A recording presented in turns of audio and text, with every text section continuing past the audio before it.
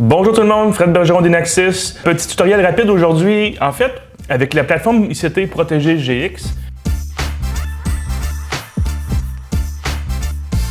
si vous avez, par exemple, un client multisite, on pourrait dire par exemple des dépanneurs, des épiceries ou des magasins, essentiellement des systèmes que vous avez déployés qui vont beaucoup se ressembler en termes de nombre de portes, nombre de zones et tout ça.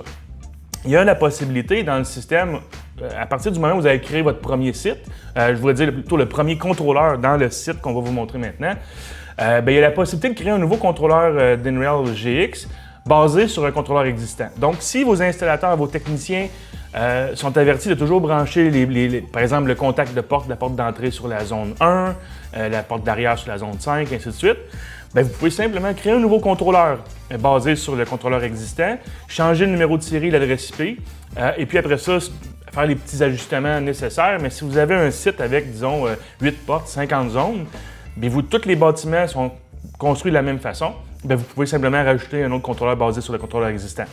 Ce que j'ai déjà fait aussi, vous pourriez créer des contrôleurs typiques pour, par exemple, un petit magasin ou un plus grand magasin, essentiellement, puis vous basez sur un de ces deux contrôleurs-là pour créer le prochain contrôleur. OK? Donc, c'est très facile. Dans la plateforme GX, je suis dans la page site et contrôleur en ce moment. Vous voyez que j'ai mon contrôleur 1 ici qui est déjà en ligne.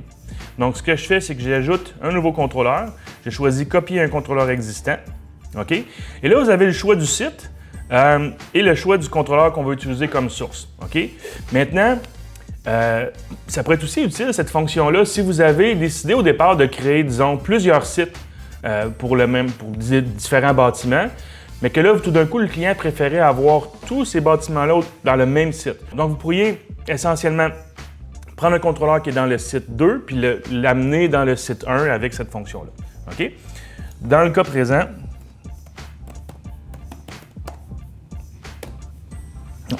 deux comme ça. Anglais français. On choisit d'ajouter le nom du contrôleur aux enregistrements ajoutés ou non, ajouter le niveau d'accès et le groupe de portes, et puis copier les enregistrements globaux. OK? Fait que si je fais ajouter maintenant, on a notre deuxième contrôleur. On va aller ici, par exemple, mettre l'adresse IP du second contrôleur qu'on ajoute, le numéro de série, et puis là, le système va tomber en ligne. OK? Alors, si on va maintenant dans la programmation, par exemple, des portes, puis là, je choisis mon contrôleur 2 ou tous les contrôleurs. Vous voyez, il y a maintenant deux nouvelles portes d'ajouter dans le système. Donc, essentiellement, c'est une manière de transférer les contrôleurs de site externe à un site global. Et puis après ça, c'est de renommer les trucs ou faire les ajustements qui sont nécessaires. OK? J'espère que vous avez apprécié.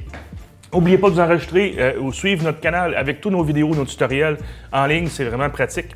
Et puis, merci d'avoir écouté. C'était comment créer un contrôleur basé sur un contrôleur existant avec GX. Bonne fin de journée. Fred Bergeron, à la prochaine.